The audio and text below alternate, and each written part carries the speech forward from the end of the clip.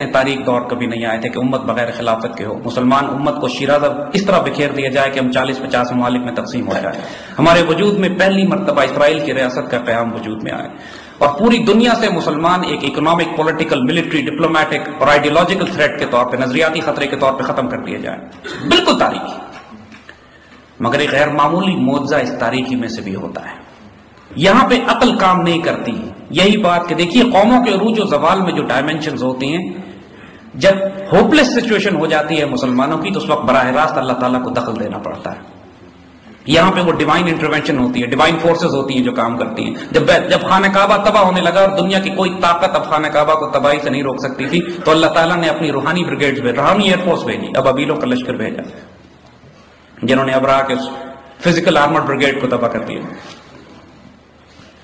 اسی طرح ہر دور میں تاریخ کے جب ایک ڈیسائسو فیصلہ کن موقع آ جاتا ہے کہ جب ایک تہذیب کے مٹ جانے کے نشان تمام انتظام مکمل ہو جاتے ہیں، اس وقت اللہ تعالیٰ کو براہ راست انوالو ہونا پڑتا ہے.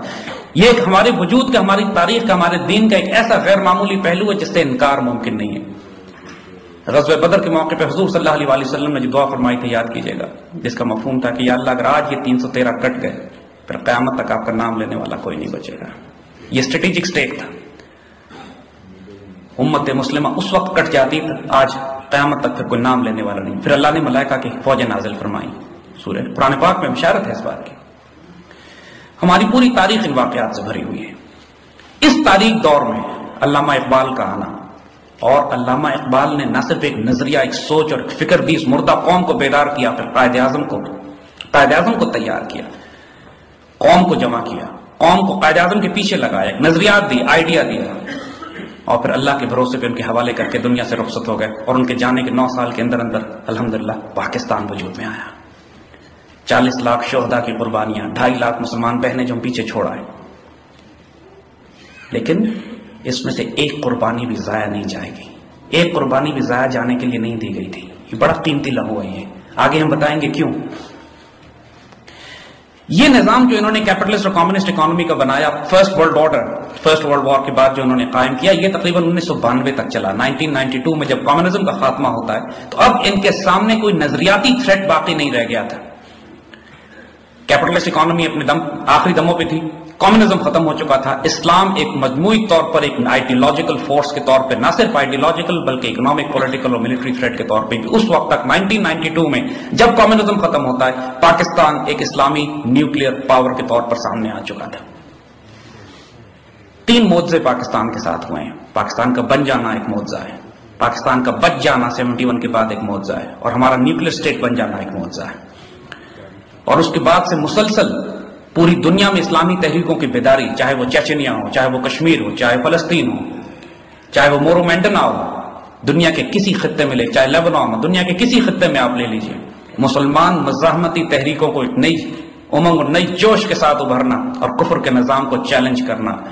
اسلام ایز این آئیڈیولوجیکل تھریٹ اس لیے ان کے لیے بن گیا کہ یورپ میں امریکہ میں سب سے زیادہ تیز پھیلنے والا دین اسلام تھا. وہاں کوئی تلوار سے تو نہیں پھیل رہا تھا، لیکن اپنی اس پوری تہذیب جو 90 سال تک لادینیت پر قائم رہی، اب روحانی طور پر پیاسی ہو کے ایک نظریات، ایک آئیڈیالوجی کو تلاش کر رہی تھی. اور بذات خود کعبے کو پاسبان صنم خانے سے ملنا شروع ہو گئے. 21ویں صدی کے شروع میں انہوں نے پلان کر لیا تھا، یہ تقریباً 20ویں صدی کے آخر میں پلان ان کے مکمل ہو چکے تھے کہ 21ویں صدی کے شروع میں ان کو ایک نیا ورلڈ آرڈر چاہیے. وہ ورلڈ آرڈر، وہ نقشے، وہ دنیا میں جغرافک، اکنامک، پولیٹیکل تقسیم جو پہلی جنگ عظیم کے بعد انہوں نے کی تھی اب پرانی ہو گئی تھی. 9/11 کا واقعہ، 9/11 کے بعد جو امریکنز نے جنگ شروع کی ہے، بنیادی طور پر یہ تیسری عالمی جنگ ہے. یہ وار آن ٹیرر نہیں ہے، یہ 3rd ورلڈ وار ہے. اس ورلڈ وار کے 6 بڑے بڑے آبجیکٹیوز تھے جو ان کے اپنے ڈاکومنٹس، ان کے اپنے ریسرچ پیپرز جس چیز کو ریکمینڈ کرتے ہیں کہ 21ویں صدی امریکہ کی صدی ہوگی، جو یہ کہتے ہیں، اور اس میں یہ پوری دنیا میں چاہے وہ روس سے لے کر چین تک اور مسلمان تمام علاقوں کے بیچ میں سے رونتے ہوئے ایک ایسا عالمی نظام قائم کریں گے جو گلوبل گریٹر اسرائیلی اسٹیٹ کی نمائندگی ہوگی.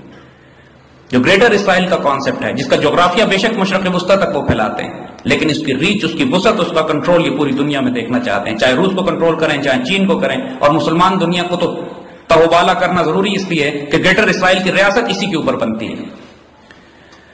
बुनियादी तौर पे 9/11 के बाद इनके लिए सबसे बड़ा threat Islam as an ideology और पाकिस्तान एज एन स्टेट था।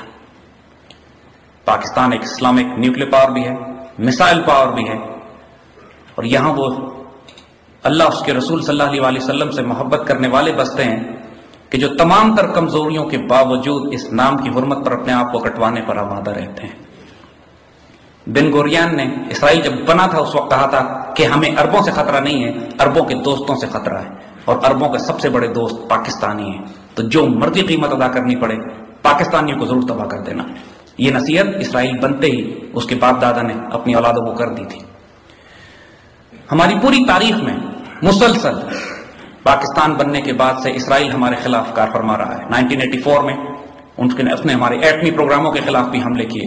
जनरल ज़िया के जहाज को क्रैश कराने में बराह रास्त इसराइली शामिल थे। 1999 में जब हम न्यूक्लियर एक्सप्लोजन कर रहे थे, उस वक्त इसराइली तैयारे श्रीनगर में खड़े हुए थे हम पर बॉम्ब करने के लिए।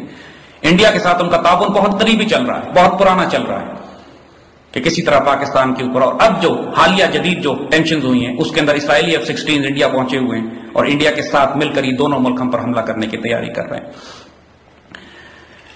हमने 9/11 के बाद जो गलतियां की वो हमसे पहले बात की जा चुकी हैं।